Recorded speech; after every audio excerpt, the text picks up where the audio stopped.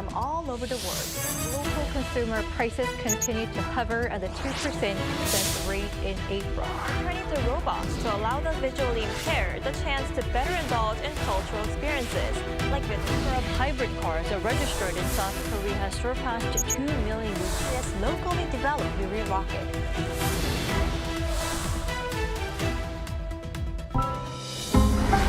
Arirang.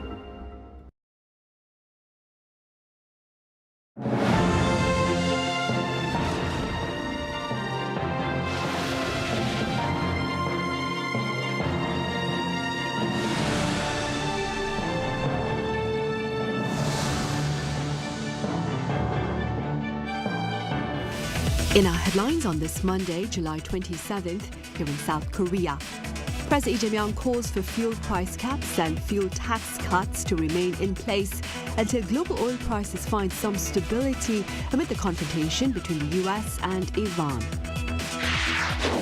Meanwhile, Korean and American tech giants unveil a combined $950 billion package for AI partnership spanning chips, data centers and robotics as the Lee administration seeks to position South Korea at the center of the AI campaign.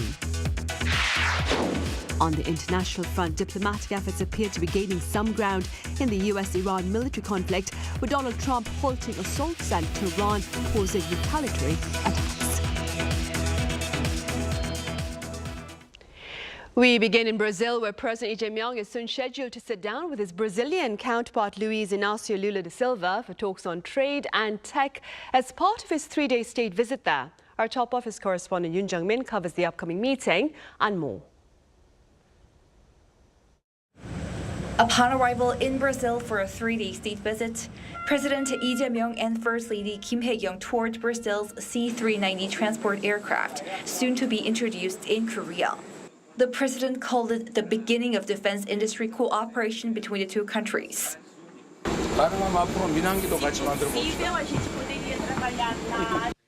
Presidents Lee and Luiz Inácio Lula da Silva last met at the expanded G7 summit in France and held a bilateral summit in Seoul in February.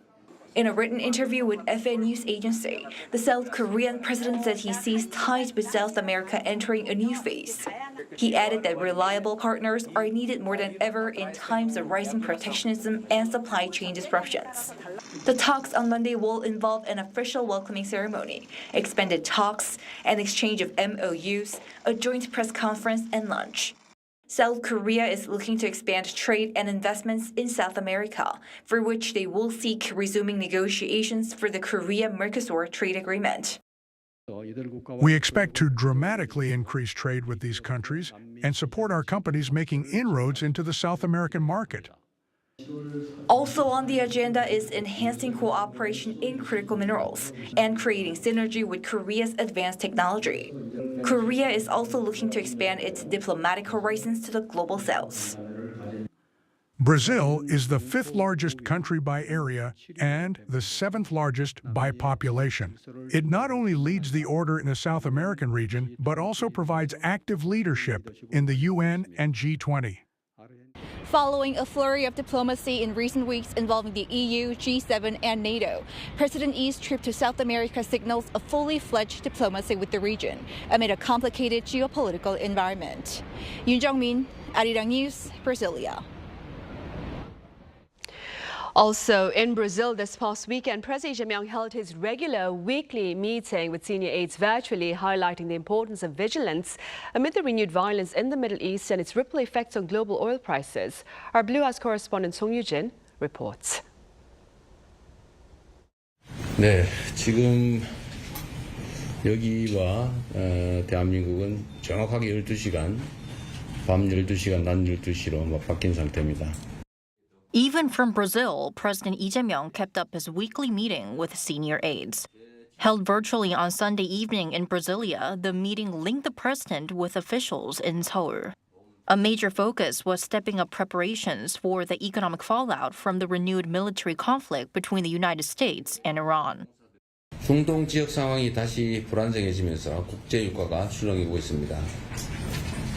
유가 변동성이 당분간 이어질 가능성이 큰 만큼 국내 물가에 미칠 영향을 최소화하기 위한 선제적 노력을 빠르게 기울여야 되겠습니다. Lee ordered the government to keep both its fuel price caps and fuel tax cuts in place until global oil prices stabilize. Last week, Seoul froze wholesale fuel price ceilings at their current levels, reversing an earlier plan to lower them as tensions in the Middle East escalated. Fuel tax cuts will also remain in place through September at 15% for gasoline and 25% for diesel. President Lee also instructed officials to prepare additional support measures if the situation worsens. He then went on to order a crackdown on those seeking to profit from the crisis. 기름뿐 아니라 다른 핵심 민생 품목들에 대해서도 매점 매석, 담합 행위 같은 사례가 발생하지 않도록 관계 당국이 시장 교란 행위 단속에 만전을 기해 주시기 바랍니다. The president's remarks came after domestic oil refiners were found to have engaged in a price-fixing scheme worth tens of trillions of won. Trial dates are being scheduled following indictments on charges of violating the Fair Trade Act. Sunday's meeting marked the second time Lee has chaired his top 8 meeting virtually while overseas. The Blue House says the format is intended to ensure there are no gaps in state affairs during the president's foreign trips. 송유진, Arirang News. Meanwhile, prior to his arrival in Latin America, President Lee Jae-myung hosted an AI summit in San Francisco that was followed by a pledge of $950 billion in AI partnerships between South Korean and American tech giants spanning chips, data centers and robotics. Our business correspondent Park Jun-han reports. Korea's role in global AI race is becoming irreplaceable. As the AI industry advances, securing the physical infrastructure to run AI, including semiconductors, data centers, and power grids, has become just as important as developing smart AI models. To further strengthen the AI capabilities, Korean and global tech giants have agreed to a $950 billion alliance, roughly 1.4 quadrillion won. The partnerships cover the entire AI ecosystem from advanced memory chips to physical AI. Samsung Electronics has signed a $200 billion agreement with Broadcom to supply memory chips and cooperate on AI chip production using advanced foundry processes over the next 5 years. SK Group has secured partnerships worth $750 billion with the likes of NVIDIA, Microsoft, and Anthropic. The project includes SK Telecom's massive 2-gigawatt AI factory in Korea. Naver is also expanding its AI data center in Sejong with up to $10 billion in funding. NVIDIA is expected to invest up to $1 billion, while Brookfield is expected to contribute up to $9 billion. These massive partnerships highlight Korea's critical role as a reliable supplier in the global market. So I think that Korea is in the golden age of technology right now because we are the monopoly in global memory chip manufacturing, especially in HBMs, and because we also have foundry business driven by Samsung Electronics. Korea is the center of the global semiconductor supply chain, which is most importantly the basic technology for the AI era, which we live in today. Beyond chips, Hyundai Motor Group is pushing for physical AI by partnering with NVIDIA and Waymo to advance robotics and autonomous driving. However, challenges remain.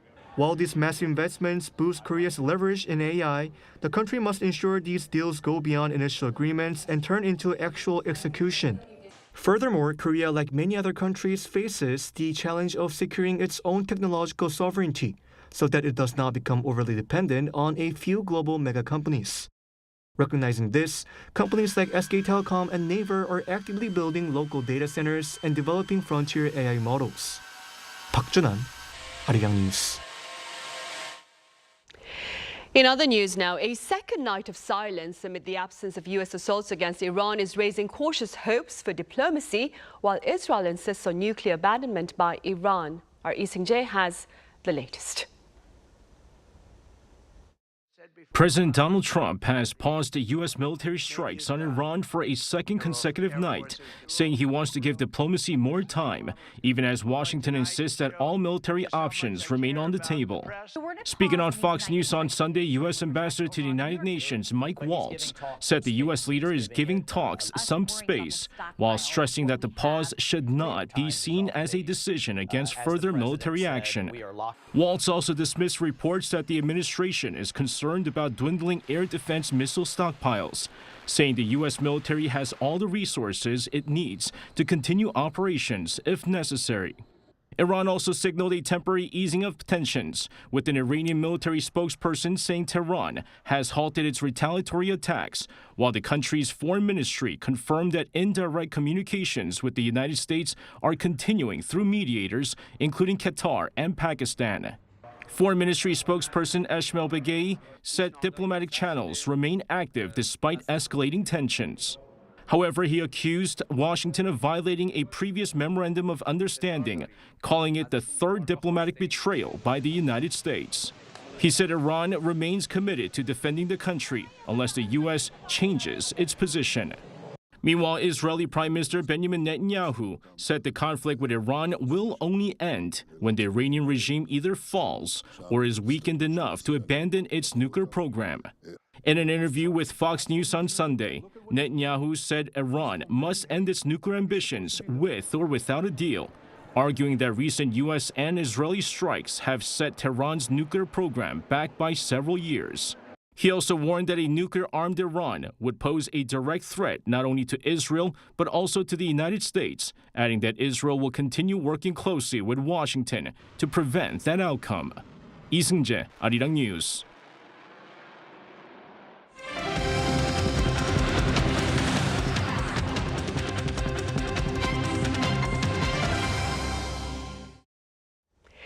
"73 years after the Korean War armistice, South Korea today is honoring the service and sacrifice of some 2 million UN soldiers while showing the enduring value of international solidarity. Our An Sung-jin files this report. July 27th is the United Nations Forces Participation Day. Korea held a national ceremony on Monday honoring the sacrifices of veterans who fought in the Korean War under the banner of the United Nations. This year's theme was Enduring Friendship, a Great Beginning. At a time like this, the spirit of international solidarity shown during the Korean War is more meaningful than ever. Korea will protect freedom and peace through its strong U.S. alliance and cooperation with UN partner nations. The event brought together about 1,000 attendees, including Korean War veterans, family members of those who died in the war, and delegates from the 22 UN member states that supported Korea. Individuals were also recognized with government honors for their contributions to preserving the legacy of UN veterans and strengthening international alliances.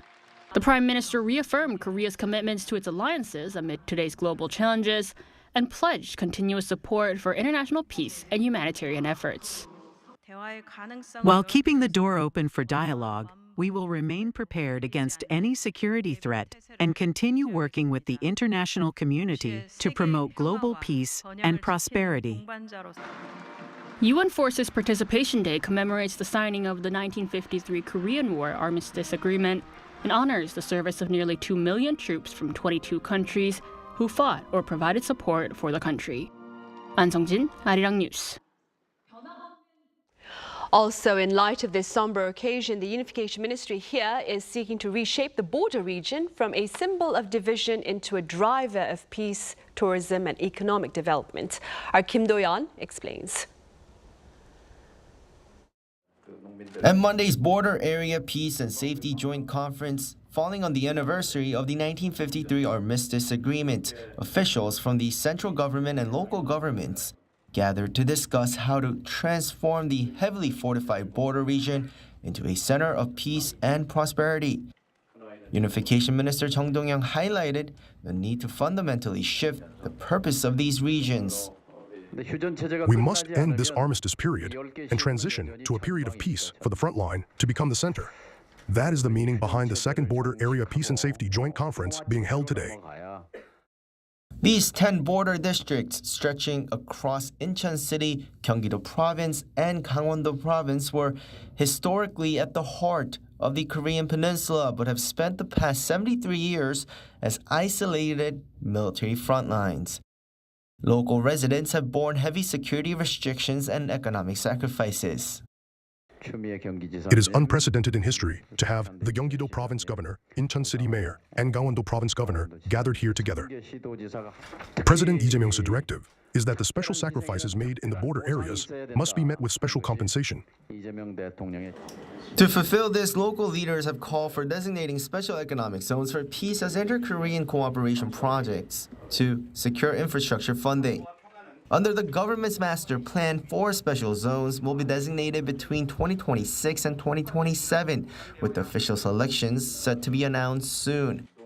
Practical deregulation is also moving forward, including eased agricultural restrictions and simplified access to border zones. Central to promoting the region's peace and tourism potential is the government's official portal, dmz.go.kr, which opened on Monday. Designed as a comprehensive gateway for global audiences with full English support, the website provides detailed travel information, historical archives, and ecological research on the unique wildlife thriving in the long-term absence of human interference. Kim Do-yeon, Arirang News. Meanwhile, across the border, North Korea's Kim Jong-un marked the 73rd anniversary of the Korean War armistice by reaffirming the regime's long-standing claim that it had won the war. According to the Korean Central News Agency, he visited a cemetery for fallen soldiers on Sunday and hailed their sacrifice in defense of North Korea's sovereignty against the U.S. and its allies. Kim also paid tribute at the tomb of Mao Anying, the son of former Chinese leader Mao Zedong. Kim was accompanied by his daughter Chue and wife Lee Sol-chu.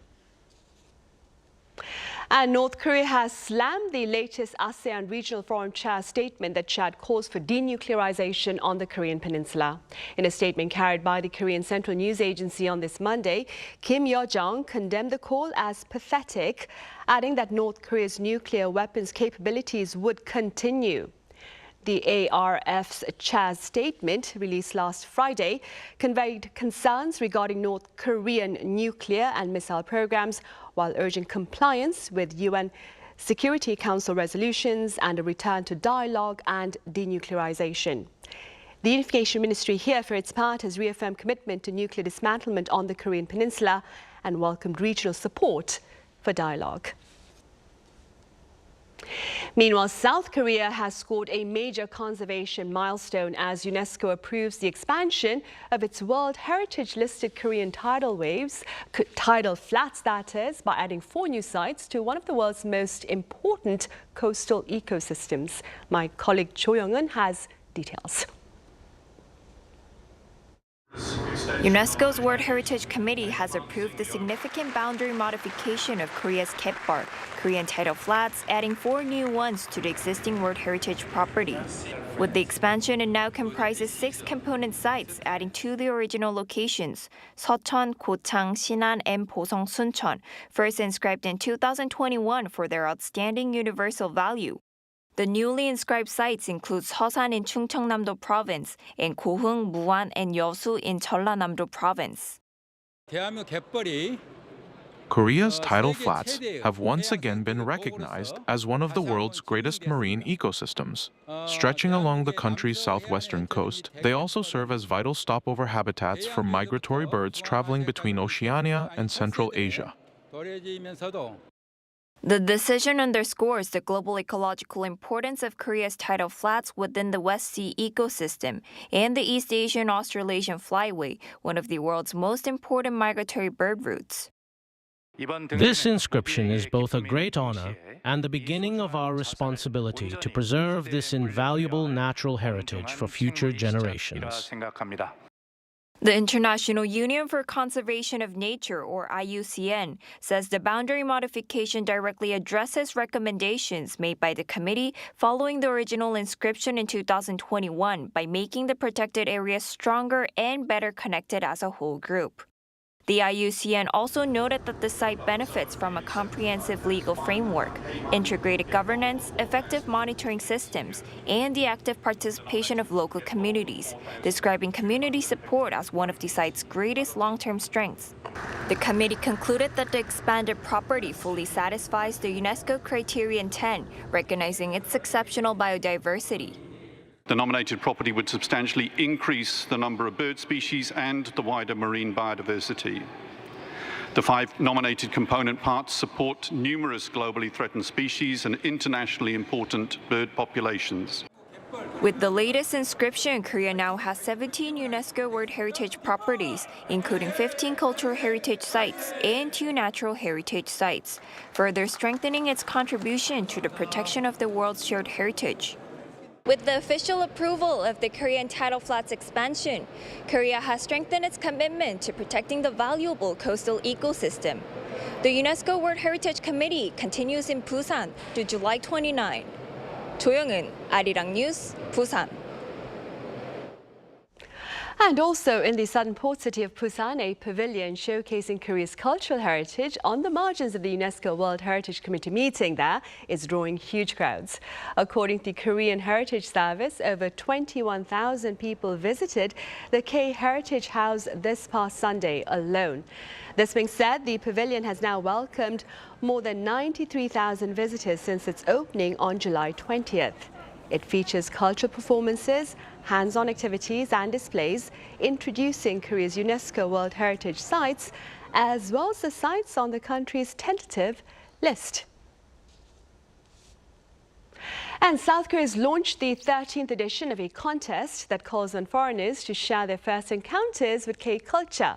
According to the Culture Ministry on this Monday, entries are now open under the theme My First K-Culture Story. This year's contest includes a newly added writing category, alongside categories for videos, photographs and illustrations. Applicants have until September 28th to post their work on social media using the designated hashtags and complete registration through the contest's official website. Winners will receive Korea travel vouchers worth $2,000, while the top entry will earn the Culture Minister's Award at an online ceremony on November 17th. South Korea is turning to trees in its campaign against climate change, launching new carbon-neutral forests that aim to cut emissions and help cities stay cool. Our Park Chae-ryang was out and about. On a sweltering summer day, rows of small green boxes stand neatly arranged across an empty field in Hwasong, Gyeonggi-do Province. Inside the boxes are 1,600 newly planted Paulownia saplings spread across a 2.4-hectare site. For now, they are no bigger than a hand, but within a year, they're expected to grow as high as 4 meters. The project is part of a public-private effort to create a carbon-neutral forest that can help absorb carbon and reduce urban heat. We hope this place will become more than just a planted area. Over time, we expect it to grow into a forest that helps address the climate crisis and lower urban temperatures. The project is designed as a response to the climate crisis, but it is also expected to help bring down temperatures in urban areas. This place may not look like a forest yet, but in a few years, it'll be covered in Paulownia trees, designed to absorb carbon emissions and lower the heat. Bukhansan Children's Forest in Seoul's Seongbuk-gu district is one example of how urban forests can benefit local communities. Created in 2008, the forest now provides shade for nearby residents and serves as a natural playground where children can experience nature up close. I like Bukhansan Ecological Forest because it offers untouched nature right in the middle of Seoul. Even in this summer heat, I feel refreshed here with the cool breeze, birdsong, and the sound of cuckoos in June. Experts say urban forests help cool cities in 2 key ways: by blocking intense summer sunlight with shade and by lowering air temperatures through transpiration, as trees release water vapor from their leaves. A study by the National Institute of Forest Science found that during summer, urban forests had only 2 days above 33 degrees Celsius, compared with 10 in nearby urban areas. For now, the saplings in Hwasong are still small. But as Bukhansan Children's Forest shows, the trees planted today could one day become places where people cool down, rest, and reconnect with nature. 박채령, Arirang News.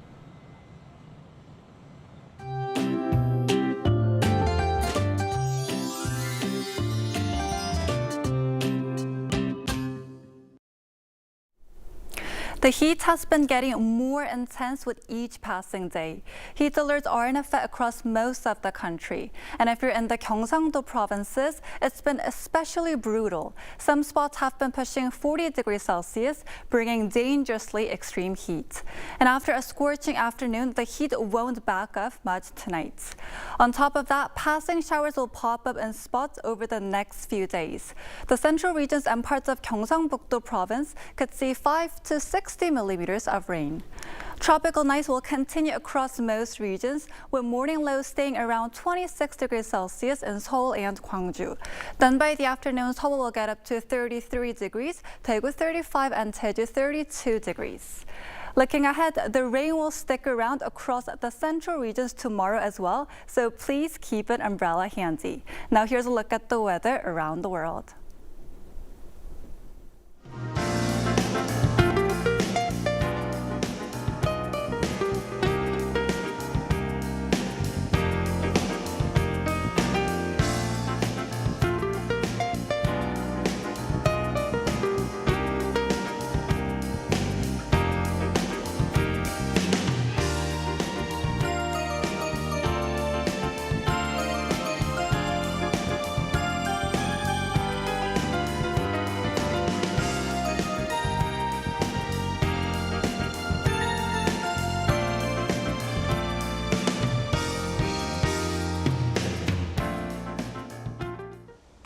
Those are the headlines at this hour here in South Korea. Coming up right after this break is our daily panel session. And today we touch upon the president's latest diplomatic agenda.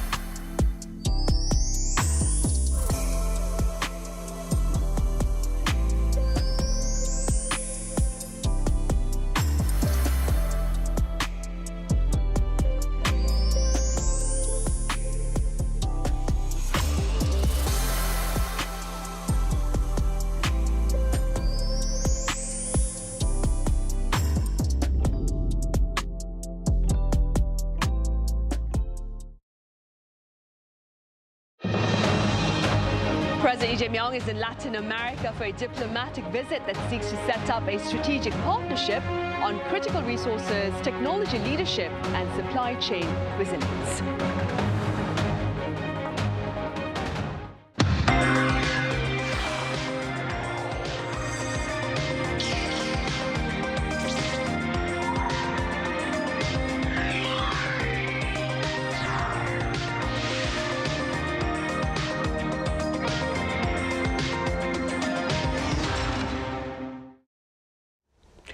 Hope your work week is off to a good start. You're watching Press Perspective for this Monday, July 27th here in Seoul. I'm Min Sun-hee.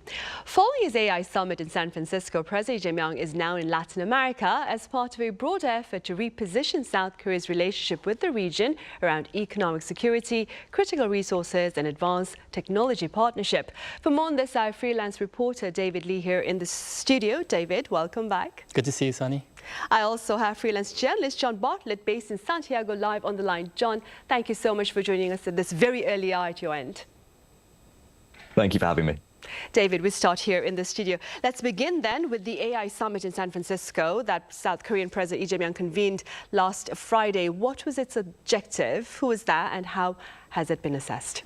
Yeah, so the summit in San Francisco really showed the clash of interests from both sides of South Korea and in the U.S., especially with their tech companies and business leaders. And also showed that there's plenty of room for mutual growth in the AI industry for both sides. So let's start with the Korean side and their interests. This was obviously hosted by President Lee Jae-myung. And this was really his latest push to announce Korea as a global center for AI innovation. I mean, the world already knows that South Korea is a major supplier for AI chips. But it also South Korea also wants to be projected as a major source of AI demand, meaning that AI innovation takes place within the country. Excuse me. So this comes after Lee Jae-myung announced last month about the 3 mega projects, which are worth at least $880 billion, which will develop chip production hubs and AI data centers and robotics tech across the country. But if we look into these projects, if we look into the details, the U.S. tech companies already account for 80 to 90% of underlying orders. That's really driving this expansion. So we can really tell how closely knit this partnership is. On the other side of the aisle, these U.S. tech AI firms, they need to lock in supply of advanced memory chips, as demand for chips and computing infrastructure is really outpacing supply at this moment. So the production of AI memory chips in South Korea is really high in demand everywhere in the world, and these U.S. tech firms are really trying to get their hands on it first. So yeah, as to your question of who was there at the summit, I think the most important figures there were the business leaders, the heads of these global AI tech firms, such as Jensen Huang of NVIDIA, the heads of OpenAI, of Anthropic, and Broadcom, in addition to the heads of South Korean conglomerates like Samsung, SK Group, Hyundai Motor Group, and Naver. And the summit really comes at a time when there are already signs of deepening ties between these two groups, from South Korea and the U.S. And just looking at the attendance, there were also about 150 execs and investors, researchers, startup founders from the U.S. and South Korea. So to really sum up the summit, I think it was really something of a formalization of the partnership that had already begun to build up in recent years. Right, and speaking about that partnership, do tell us a bit more about the deal sealed between the South Korean and American tech giants. Yeah, so just to highlight some of the major deals that went down, companies agreed to a series of collaborative projects that are worth approximately $950 billion. Yes, a very massive sum. And actually, SK Group was responsible for a big chunk of this. They're going to supply roughly $750 billion worth of high-performance semiconductors to NVIDIA and other companies, U.S. companies. SK Hynix's the subsidiary, SK Hynix, their new AI initiative with NVIDIA will focus on large-scale AI data centers and next-generation memory, while SK Telecom, another subsidiary of SK Group, they will build 2 gigawatt data center by 2027. Some other major deals is Samsung Electronics signing a MOU with Broadcom. It covers up to $200 million across memory chips, foundry services, and advanced packaging. And Samsung SDS, an enterprise and AI arm of Samsung, signed a strategic partnership with Anthropic. So Anthropic, the developer of the AI model Claude, they actually opened their Seoul office last month. So they're just deepening their partnership with this summit. They're set to develop new businesses in the Korean market, jointly train Claude specialists, so AI specialists, and Claude will start to begin supporting Samsung affiliates. And Anthropic actually also signed supply deals with Samsung and SK Hynix, which is significant as well.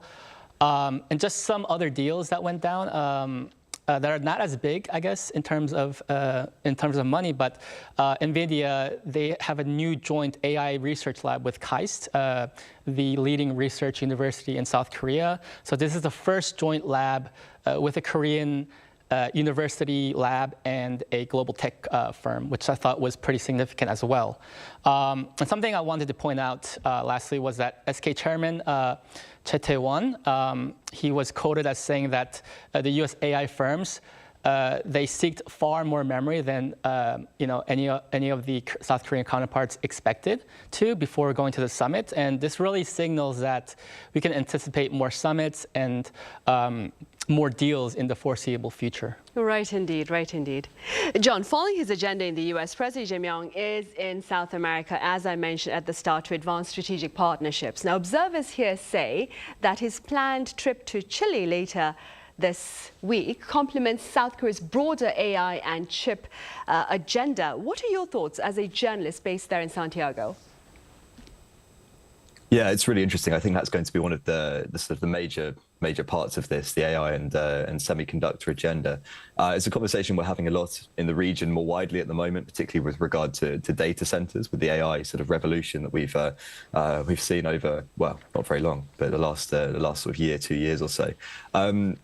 Chile has huge mineral resources. They have this sort of renewable energy potential as well. There's solar almost whole way up and down the country, but particularly in the north of the country, and also the minerals that people are looking at. So lithium, with regard to electromobility, that was always kind of the big sort of bet that Chile made was on electromobility.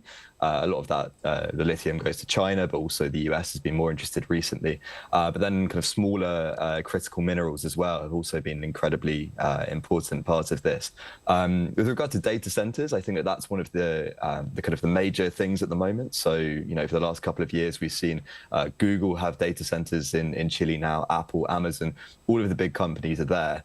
I think we have about 50 now in sort of Santiago and the surrounds. Some of them are huge, some of them are much smaller, which has sparked conversations about data security, about cyber terrorism and things as well, which is another sort of element of this.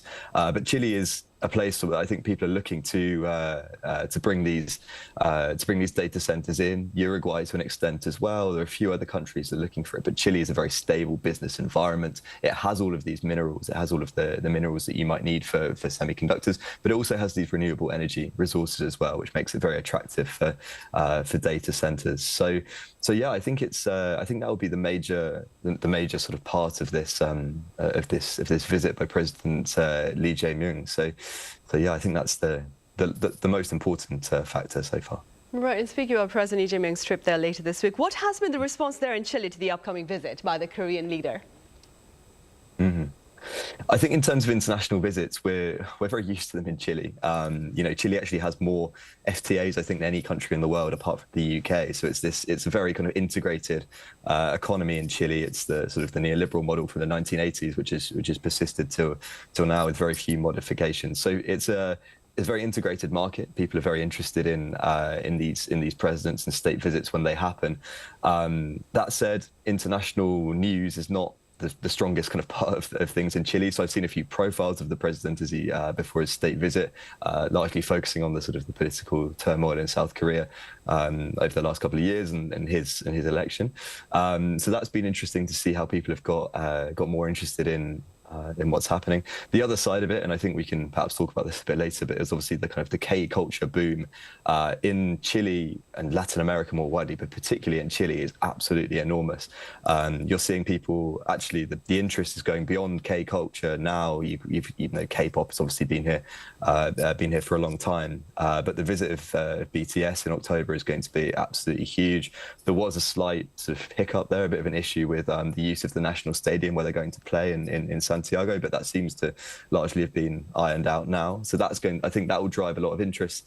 And just going around Santiago, you see there's so much influence of Korean culture these days. So it does actually go beyond that. I think that now people are interested in the business environment in Korea, and the history of the country, and the politics of the country. So yeah, Chile is a real kind of fertile ground, I think, for relations to proliferate beyond the sort of the more obvious sort of cultural influences that Korea has had. Right. John, we've touched upon the potential gains that is for the Lee Jae-myung administration with regard to its upcoming interactions with Chile. I wonder, how do they serve the interests of the Jose Antonio Cast administration? Yeah, I think beyond Jose Antonio Cast, I mean, he's for those who don't know, he's a sort of very conservative politician who was on the outside of politics for a long time. He's a career politician. He's been in Congress for a long time, but one of these sort of types who was more of an opposition figure for almost all of his career, more further right than the right in Chile, which is very conservative in many cases. He got elected at the end of last year. He assumed office on the 11th of March this year. So we haven't seen very much of him so far. He's governed relatively in a relatively sort of centrist way. He hasn't done a huge amount so far, to be perfectly honest, since he took office. But Chile, more broadly, its position in the world, it's so far away from the rest of the world. It relies on these FTAs. It relies on links with other countries, with international trade. It needs to be inserted into these markets. Otherwise, it really doesn't have much. It doesn't have much kind of like say in global affairs, and particularly across the Pacific as well. Like we've seen this for a long time. We've seen negotiations with China, of course, in particular, which is a huge market, the first or second market for most of its rare minerals, for its lithium, for its copper as well. Of course, copper is sort of the backbone of the Chilean economy and has been for the last sort of 50, 60, 70 years, if not longer. So Cast has talked a lot about investment. He's talked a lot about attracting investment to the country. The day after he assumed office in March this year, he signed an MOU with the US, which particularly focused on strategic minerals. So I think that's what we're going to see more and more of as we go through and we see more of these state visits. And I think that's really what people are interested in Chile. And Chile is interested in building these relationships as well and not closing itself off to too many markets. I mean, this MOU with the US was sort of slightly woody language. It was quite difficult to see what that was going to mean, whether the US was going to get priority on a lot of these minerals. But I think that South Korea would do well to make sure that it's kind of got its foot in the door as well, or kind of at least has its kind of presence felt as an interested market for a lot of these critical minerals. Right then, while we await the summit between the leaders of South Korea and Chile later this week, David, the Korean president is in Brazil as we speak on a state visit there and scheduled to sit down with his Brazilian counterpart, Luiz Inácio Lula da Silva. What's on their agenda? Yeah, so he arrived on Sunday in Brasilia. And actually, he started with a virtual meeting with senior secretaries and aides. And later today, he's going to have a summit with President Lula in the capital. And on Tuesday, his last day, he will travel to the economic hub of Sao Paulo, where there will be a business roundtable. But something interesting actually happened when he arrived on Sunday. So rather than getting on his motorcade after his welcoming ceremony, he actually went to he actually inspected a C-390 military transport aircraft. These are massive, multi-million-dollar aircrafts that transport, these military equipment, and the Korean government actually plans to acquire 3 of these in the next few years. And the one he was inspecting was actually the one that's scheduled to come to Korea later on, and it's actually the first to be sent to Asia. And Korean companies actually participated in producing key components of the aircraft, so that's also significant. And he actually, when he was inspecting the aircraft, he later told a Brazilian official that they should actually build a civilian aircraft together. And this all really shows his strong commitment to strengthening ties with Brazil's government. The domestic media this week, they've really been highlighting how President Lee really has an interest in establishing a free trade pact with the Mercosur states. So this will really be brought to the table later on in the summits in Brazil and in Argentina. John, broadly speaking, what message do you suppose is the Lee Jae-myung administration seeking to send to South America through its latest outreach, and how successful does it look to be? I think broadly speaking, he's riding very successfully, actually riding a wave of interest in the country. As I was saying before, the gateway to kind of people looking at Korea, to understanding Korea, I think has always been Korean culture, certainly over the last kind of 2 decades. And we're at a real high point of that. I don't think we've reached a peak, but I think we're really, we're really seeing that Latin Americans are very interested in Korea. I was actually at the Korean Cultural Week in Santiago, which is organized by the embassy, the Ministry of Foreign Relations in Santiago, and it was fascinating speaking to people, because I went there to do a story about Korean culture more than anything, about K-pop, about kind of Chileans who were getting interested in that and turning it into something new, sort of the kind of K-pop aesthetic and the style, and making their own music through that. But the more that I talked to people, the more interested people were in learning the Korean language, in learning about the business environment in Korea, in learning about the history and the politics of the country. Like I say, Chile is not the most sort of outward-looking place necessarily, particularly because it's just so far from the rest of the world. It's sort of isolated on one side of the Andes, and then like the Pacific Ocean on the other side. So it is a really interesting time, I think. So the message I think he's looking to send, I think that probably will end up doing this very well, is that Korea has so much more to offer in terms of business opportunities, in terms of the sort of fascinating politics of the peninsula. It's such a fascinating part of the world, and I think that's the message he'll be looking to build upon, and I think he'll do it very well. I think that we're looking at an era of greater cooperation between Latin America and South Korea over the next few years. Right. David, what's the importance, you suppose, of South Korea's ties with Latin America, keeping in mind, of course, the current geopolitical environment? So before embarking on his current trip, President Lee actually talked with the Spanish publication EFE, saying that South Korea's relations with South America was entering a new phase. And I think there are several major reasons for this. The first one, I think I can say that the growing U.S.-China tensions and just growing trade uncertainty around the globe today really makes Seoul have no choice but to no longer rely heavily on the U.S., China, or their more conventional partners in Northeast Asia. So they're really expanding corporate entry into the South American markets, and really broadening their diplomatic horizons to the global South. And second reason I can say is one of the biggest side effects of the current wars in Ukraine and the Middle East was that it really created a ripple of supply chain disruptions and energy security concerns. So this really was an alarm for South Korea and many other nations, in fact, that they really need reliable partners, not just in their region, not just in their traditional list of partners, but really they need to reach out throughout the globe and look for these partners. Third, and maybe this is the biggest one today, especially how we touched upon the San Francisco summit, is that AI is really a top priority for the Lee administration, and the critical mineral reserves in Latin America, they really serve as crucial materials for semiconductor production and AI data centers and such as.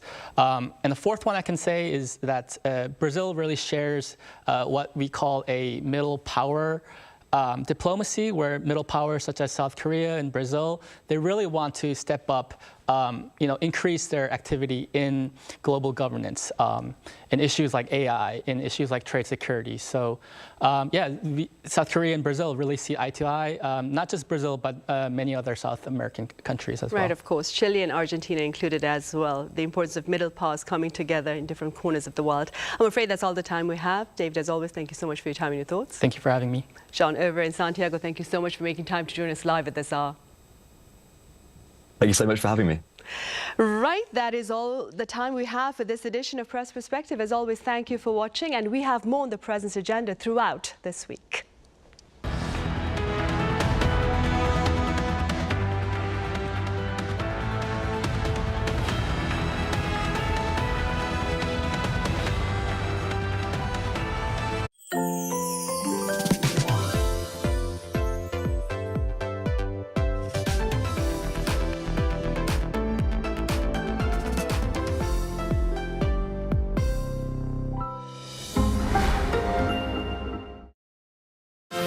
Millennial and Gen Zs are reshaping the world.